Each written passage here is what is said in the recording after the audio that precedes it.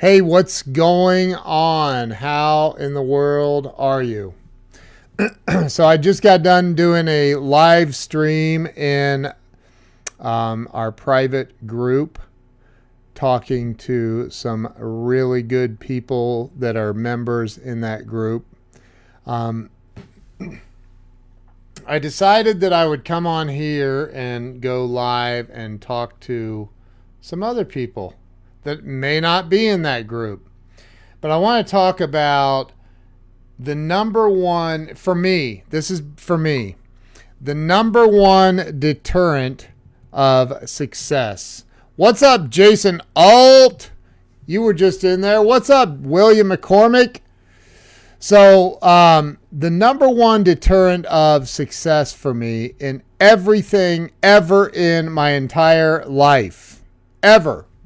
Danielle Rowe, of course you already shared this out. Thank you, Danielle. Without a beat, she doesn't miss a beat. Every time she comes in, she shares my stuff, and I really appreciate that. So the number one deterrent of success for me in my life has always come down to a negative outlook in some way. In some way. Oh my gosh, it's Damien Boudreau, my brother that I talked to the other day in Singapore. Are you back from Singapore? So, I'm in that group, but I was lost in the DH Gate app. Are you still in Singapore? Good morning. You're in Singapore still? So the number one deterrent is my negative outlook. My negative outlook on no matter what. Like, we've all been there. Thank you, William. I appreciate you sharing this, bro. We've all been there where, you know, like you feel like something good is happening or something good did happen, right? Something good did happen for you. And then all of a sudden you go into this, oh gosh, but what if this goes wrong or that goes wrong? Or what if, you know, all the what ifs, right? Or you're working on a new deal and you think, oh, but what if this happens or that happens? And so Damien actually has been a huge part of this for me. But there's been obviously a lot of other people. I'm 51 years old. I've seen a thing or two in my life. Robert Brooker, thank you for sharing, bro. So Damien has, and Damien reminded me, he gave me a good, gentle reminder. Okay, it wasn't so gentle. It was a swift kick in the rear end. But he said, hey, man, why don't you try make an attempt at writing down 60 things that are positive affirmations about yourself. Sandy McNichol, thank you for sharing. You're awesome. Thank you. Robert Brooker, everybody who shared, thank you. So Damien, by the way, is a very, okay, the guy is very, very successful. I'll say that. Scott Simons, my brother. Hey, my wife and I were just saying, who's going to the gym first for the second workout, you or me? So Scott knows what that means. We're all doing 75 hard. But so what's up, Brian Hess? How you doing? So Damien said, write down 60 positive affirmations. And he said they have to be adjectives. They cannot be adverbs. And I'm like, okay. He goes, if you don't remember from the 5th grade what the difference is, Google it. So I had to Google it. but like 60 positive things about yourself, right? I am a champion. I am a winner. And all of these things. And I said, yeah, sure, I can do that. No problem. And I thought, well, I'll have that done. And Brian's out and doing the second workout. Good for you, bro. So all of that sounds really simple. Like, sure, 60. At least he didn't ask for 200. And so I got to like number 14. And I'm like, there's got to be more. Like, what is going on here? And so it took me quite a while. In fact, I started avoiding Damien's phone calls. I'm kidding. I didn't really intentionally avoid. Well, I might have a little, but because I was stuck, and so I was like, man, how can I be so programmed to be that negative of a person? And in general, I've had a positive outlook on life, okay? In general, I'm a fairly positive person. But when you have this programming, and it's not like, look, and I want to let everybody on here, off the hook right now. If you have been negative in your life, it's not your fault. It's not your fault. If you've been negative today in your life, it's probably not your fault. I'm letting you off the hook. But you have to take responsibility for it. Now it's your fault.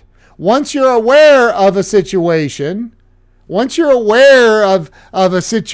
up here and you don't do anything about it, then it becomes your problem. It's no longer the programming from your past. You may have been programmed by a negative grandmother, a negative mother, a negative father, fairly positive, a negative teacher. Like, for example, there was a situation where my daughter wanted the school to phone us today, and the school wouldn't, and the nurse wouldn't, and we had to have a stern conversation about that. So, not with our daughter either. Like, dude, if my daughter's in the nurse's office, call me, period. No question. Chuck Studebaker, how you doing? And thank you for sharing, Chuck. So, like, but the negative, life is not about... It's more about how we respond. Not even like, let's say that somebody cuts you off in traffic and you're like, oh, and you swerve all over the road. Well, most people's initial reaction to that is, you blah, blah, blah, you SOB, I can't believe you did that. And well, what if they're rushing their injured child to the emergency room? Or whatever it is, like, we just assume that they're out to hurt us, and they're not. They're not. Well, there are people, it's a very small percentage of people like that on this planet, but so there are people that are intentionally out to watch you be harmed. They want to see you fail. They want to see you hurt. And that's okay. You cut them out of your life, but just the average person driving down the road, if they cut you off, like, what I try to do, and I'm not perfect at it. Trust me, I'm not. But I try to just send them a silent blessing. I just send them a silent little prayer, a silent blessing. And because, look, if I respond with negativity, if I respond with unbelievable anger, if I respond with curse words and I'm swearing at them and I'm all, like, what's that going to do for, number one, the situation? Nothing. Right? What if I wanted to, you cut off the wrong person, dude. And I'm like Michael Douglas on the movie Falling Down. I pull out my AK and I gun it and I start running after him and I'm chasing him. And I'm getting like, dude, what? Then you're going to prison or you're going to die. Like, that's just dumb. Like, learn how to control how you respond to things. That doesn't work. It doesn't work long term for you. See, I learned a long time ago that having resentment towards anyone is like you taking poison and expecting them to be harmed. It does no good. It only harms you. It doesn't harm the other person. So what's the key to it? The key to it is you have to forgive them. Sometimes that means instantly forgive them. They cut you off. Like, I had a woman do it to me the other day. Literally, she cut me off as I'm turning left and almost hit me within inches. And I'm like, what is wrong? Nope. And then I just said, okay, she's obviously far more important than I am.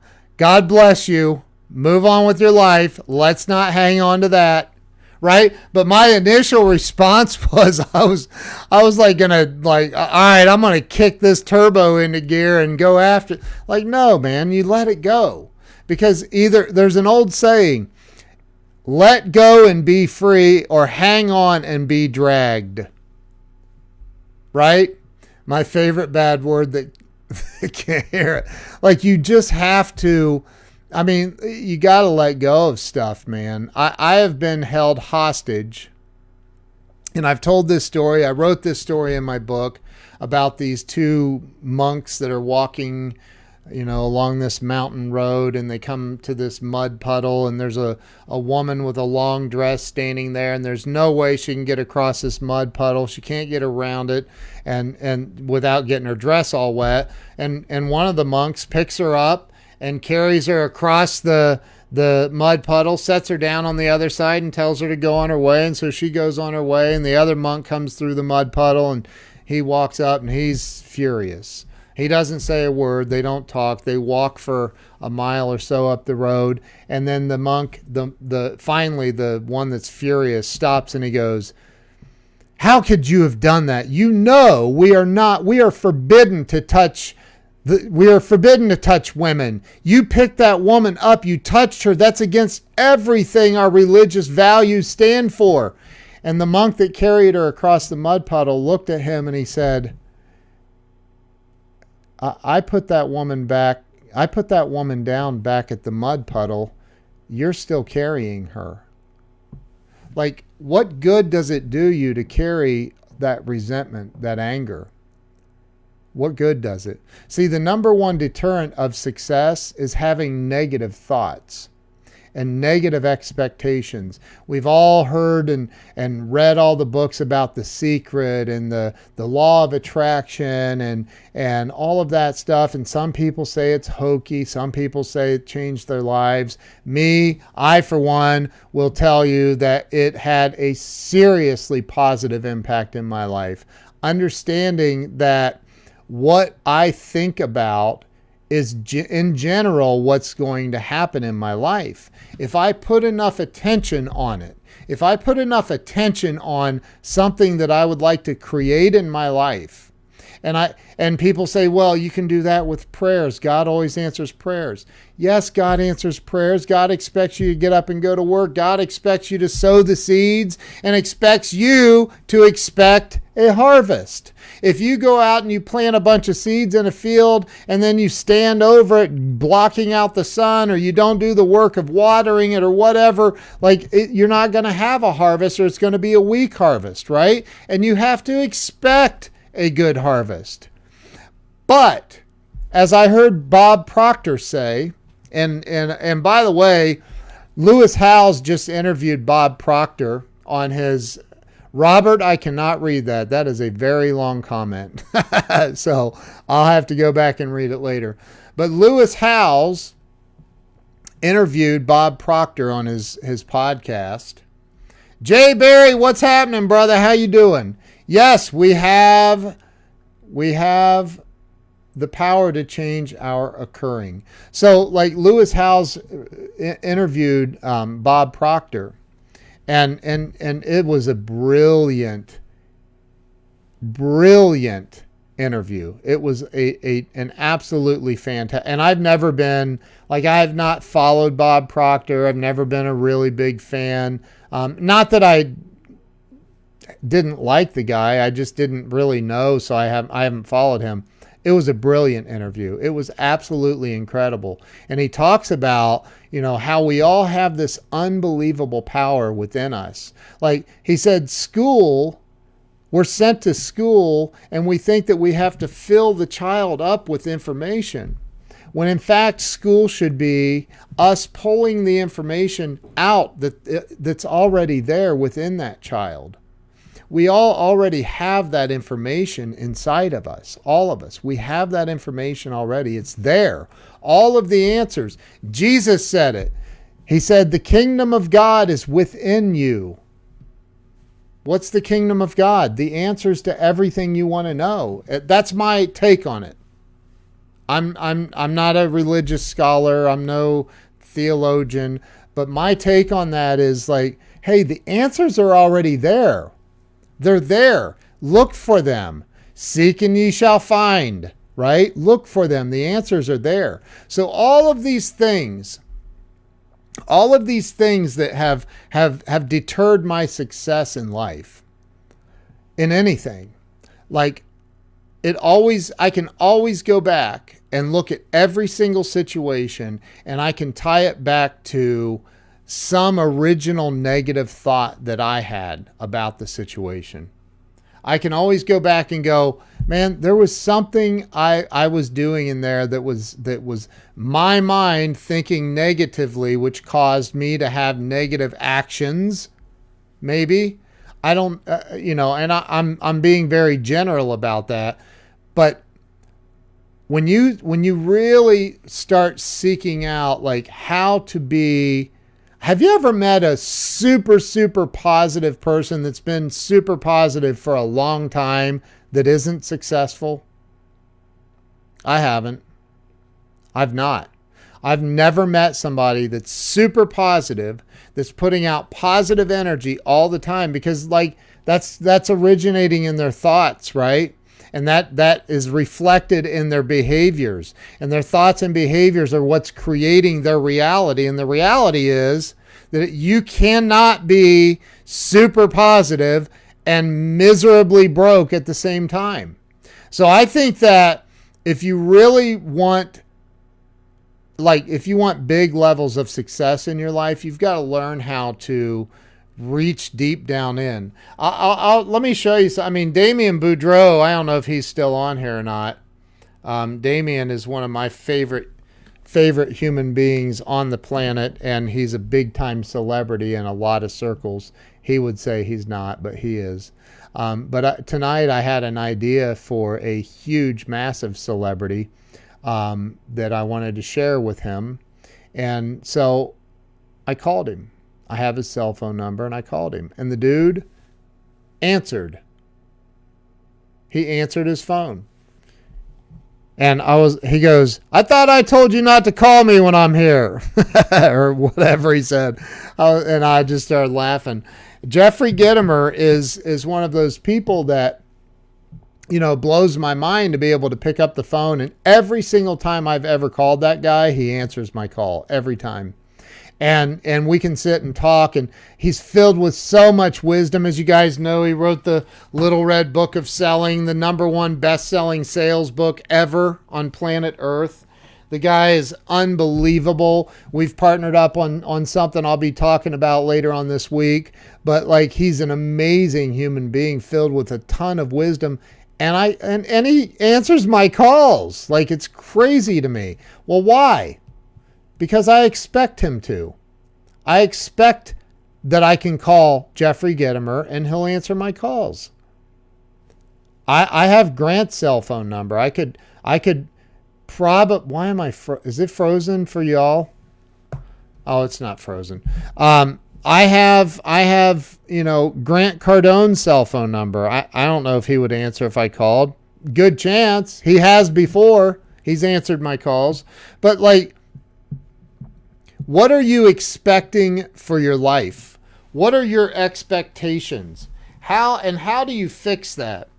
Right? Well, here's how I fixed it. And I'm still working on it every single day of my life. The way that I fixed it was I write gratitude lists out all the time. Not every day, but I do a lot.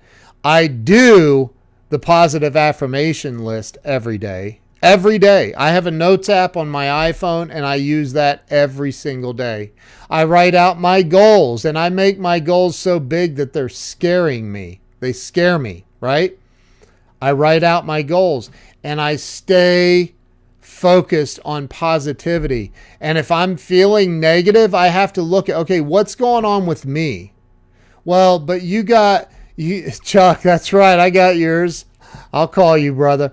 But what's going on with me? If I'm feeling down, if I'm feeling negative, what is it with me? Maybe it's a person around me that I need to just distance myself from for a while. Maybe it's a, hey, Rich, good to see you, brother. So maybe it's something I did. Maybe it's something that's causing fear because there's something I'm not aware of or I don't know, and I need to go learn it. I need to improve my skill set, whatever it is. I've talked about this a lot on live streams here recently that if you live within 7 or 8 hours of Columbus, Ohio, you need to be here September 20th and hang out with me.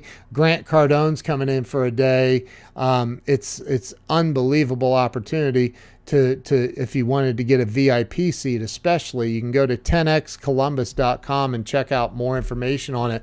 But I'm telling you, and somebody type that in for me if you would, 10xcolumbus.com. But like, that's what I'm talking about. Why would I invest my time, my energy, and my efforts and my money into going and I've hung out at Grant's conferences. I've hung out with Grant. Like, why would I invest more money and time in going and listening to Grant Cardone more? Well, it's because I know I can gain some knowledge somehow that I can apply to my business and my life and learn from that and grow from that. And so I'm taking Friday, September 20th, and I'm going to be there. I'm going to be there front row. Thank you, William. I appreciate it. I'm going to be in the front row. I'm going to be front and center. I want to hear everything. I want to gather all the information I could possibly gather, and I want to be positive. I love that, dude. That's awesome. I should know my blood type. I don't know my blood type. I need to find that out, don't I? But you would think at 51 years old I'd know my blood type. Wonder if I ever knew my blood type. My blood type used to be alcohol for a long time. But anyway, so I digress. So I'm investing in that, right? I'm going to be there. I'm investing my time. I'm helping my buddy Jason get the word out to tell everybody about it. Like, dude, if you're not coming to 10X Columbus, why? Why not? Like, Grant Cardone is I mean, dude, you know he's going to drop some wisdom. Like, you know it's going to be crazy, crazy wisdom. So, Robert, I need to get outside of my own head. There is someone that creates these videos that get me excited for something I don't do. After watching one of these videos, I want to. There is someone that creates these videos that get me excited for something that I don't do. Hey, Andrea Pearson, how are you? So look, if you want to fix your negative mindset, first, if you're hanging out with super negative people, it's going to be very difficult for you to do. I'm not saying it's impossible, but it's going to be the fight of your life. To be around somebody negative all the time and you're trying to lead a positive life and build your own empire, build your own brand, your own business, your own life, your own whatever, right? It could be your own career. You're not gonna ever achieve that by hanging out with negative Nancys. It's just not gonna happen. So learn how to distance yourself from those people. And then start writing out the positive. What is it that you want to be?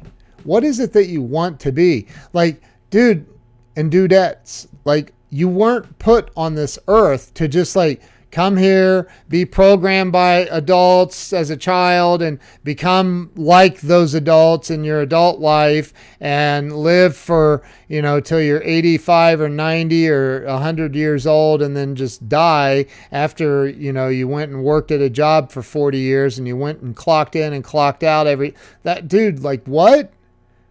That's not life, is it? Is that really life? Like, is that what you're here for? Like, is that the real purpose of you being here? Is it? Like, I retired. I mean, how many times have we heard the story of somebody retiring after 30 or 40 years of working at a place and 6 months later they're dead? Like, what? Like, that's not life, man. Life is about the moments you have with your family. Life is about and it's even more than that. It's about, having your own dreams and your own goals and going, I really want to get to the next level in my life. I want to get to the goal, whatever it is. If it's maybe Grant Cardone level or Tony Robbins level, where you have a private jet, or like Tony owns an island. Like, maybe you have an island. Maybe you're feeding, hundreds of thousands of people every day, homeless people, or you're whatever it is. Like, you were sent here with a way bigger purpose than clocking in and out and dying, right?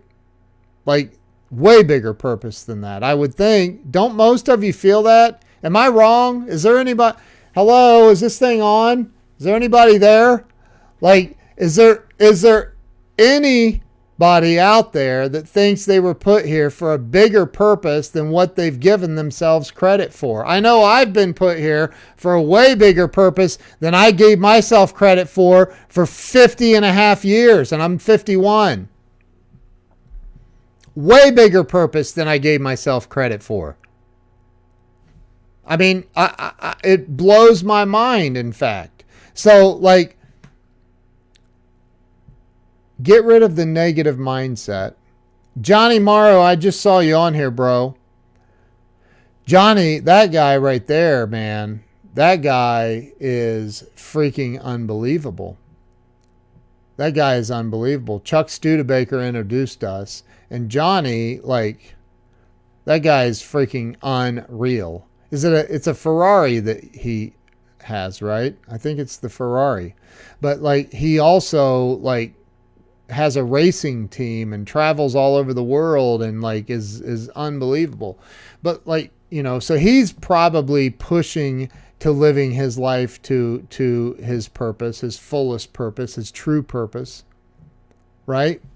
So the number one deterrent of success for me, as I stated, has been a negative approach, a negative mindset. Like, something good starts to happen and I find the negative in it, or something good starts happening and along the way I see something negative, and then my mind starts letting that fester and grow into something when it was nothing, when it was absolutely nothing.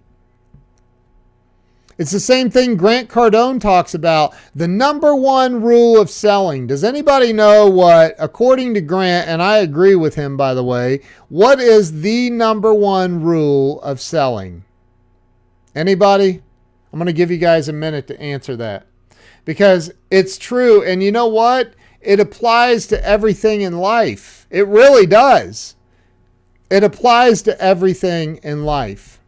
And that is, nobody's answered yet. Not that I've seen, so I'm going to answer it. The number one rule of selling, according to Grant Cardone, is always, always, always agree. Always agree. People start, Corey, well, that's a big one, dude. Getting attention's huge. But that's about marketing. But I'm telling you, like, the number one rule of selling is always stay in agreement with your customer. Always stay in agreement with the prospect. Always stay in agreement with whoever it is you're talking to. Somebody cuts you off on the interstate, you can go, you blah, blah, blah. Or you can say, hey, I agree with you. You're way more important than me. Go on with your bad self. Have a great day. God bless you. And move on. Let it go.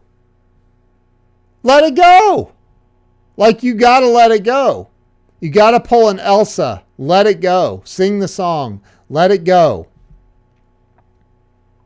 Because you cannot have a positive life with positive results and a negative mindset.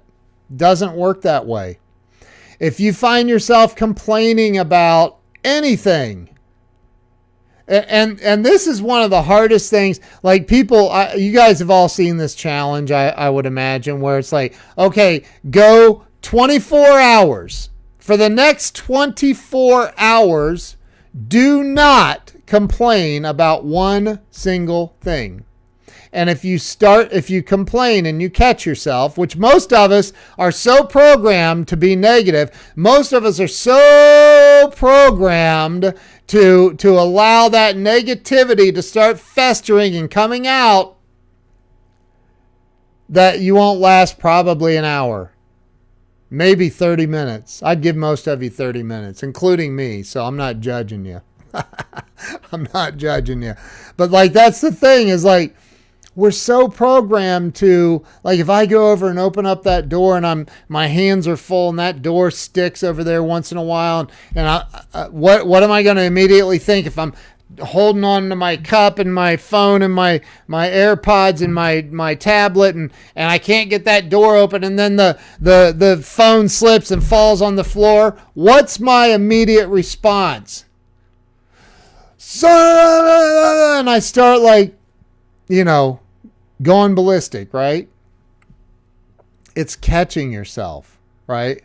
How about this? Instead of getting mad at an inanimate object like the door, take responsibility and go over and open the stupid door before you try carrying a bunch of stuff out on your own.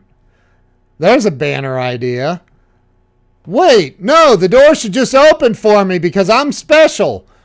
Okay, if that's the way you want to live your life. My mama told me I was special. That's not what she meant. She didn't mean that way. I'm just kidding. So like, look, like you've got to take responsibility for your emotional response and reaction to things.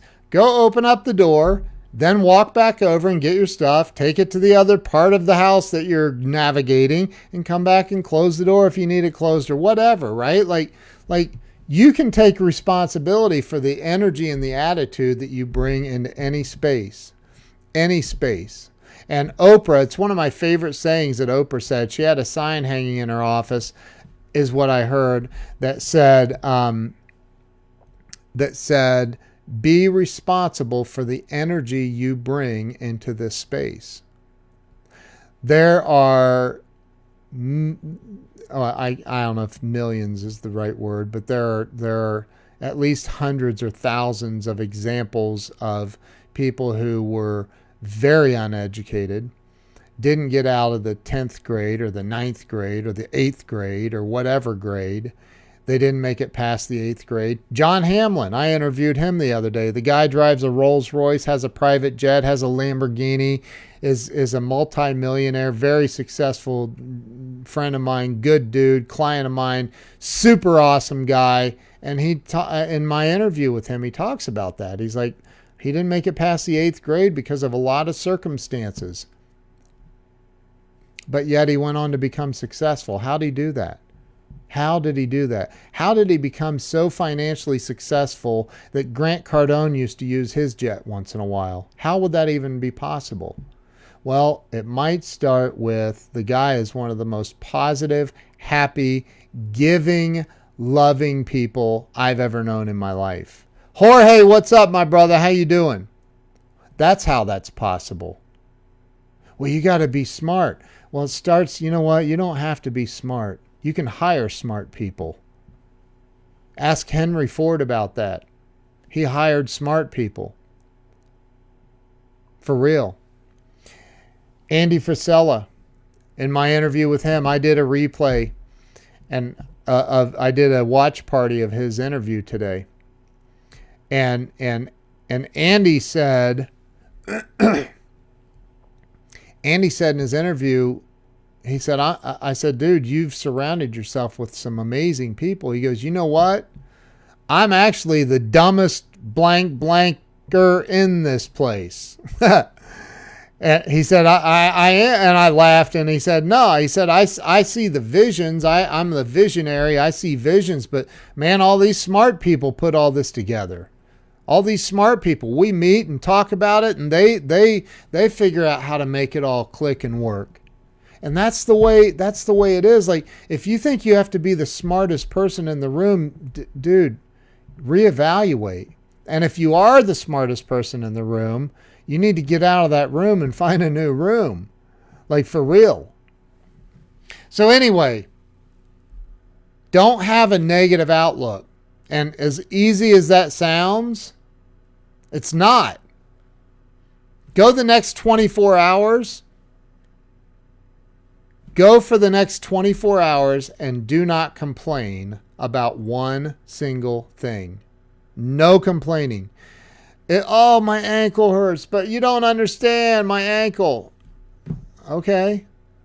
dude, you're going to get what you put out in life, man. You're going to get that. You're going to get it back. I'm serious. Like you've got to look at what's coming out of your mouth, what you're typing, what you're thinking.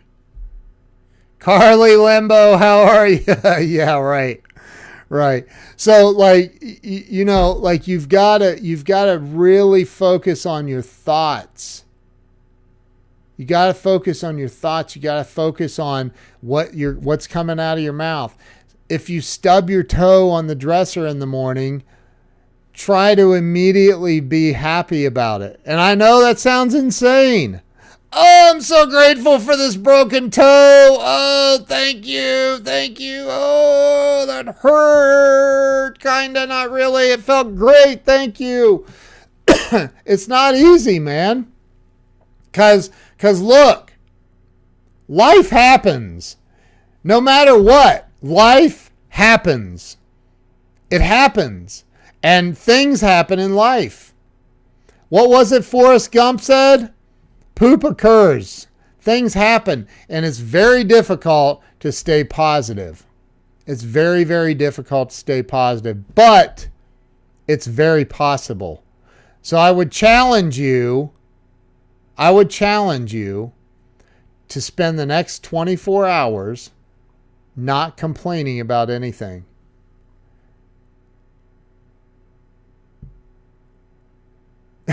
Carly, you did not just cut your finger. What are you doing? What's up, Richard Trevino, my brother? How you doing? Chuck Studebaker dropped a desk on... Ow.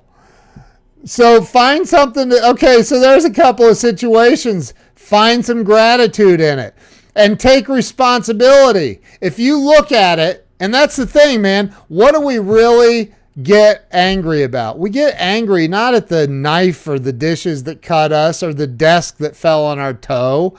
It's us. It's ourselves, right? So you hold yourself to this standard that's just not reachable. Like you cannot get to a level where you're never going to make mistakes. It's not real. In fact, you need to make the mistakes to grow. Like make them. Make the mistakes. That's the only way you're going to grow. So, hey, I am doing 75 hard, and I still have to go do a second workout at the gym. I appreciate all of you. No shoes on, my fault. Amen. That's it. Dude, that's it. Carly, you shouldn't be watching a Facebook Live while you're unloading the dishwasher or whatever you're doing. What the heck? She cut her finger. Oh, my gosh. Now, here's the thing. Is it deep enough that you need to go get it looked at? Like stitches, right? And if it gets infected, that's not the knife's fault. That's your fault. Like, that's taking responsibility for everything, right? So, anyway, listen, I got to go work out for a second time today. And look, if you guys are not doing 75 hard, jump in the group. Like we have a private group. It's free to join. Just jump in. It's hashtag 75 hard with Ken Walls. Jump in there. We have some amazing people in there posting. Linda Ann Barber, Brian Hess is in there. We have so many amazing people. Come in there and watch us all grow. And maybe it'll motivate you. It'll motivate you to like join us in the 75 hard challenge. And listen, it's not easy, but it's worth it. I promise you. I'm on day 45 right now, and I am not the same person I was 46 days ago. Not even close. So you guys have an awesome night. Thanks for hopping on here. Be positive, no complaining. Write down what you're grateful for and write down some I am positive affirmations.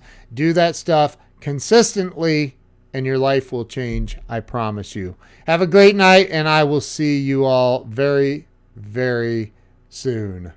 That is a good sign. Stitches are required. Guys, have a great night. We'll see you. Peace.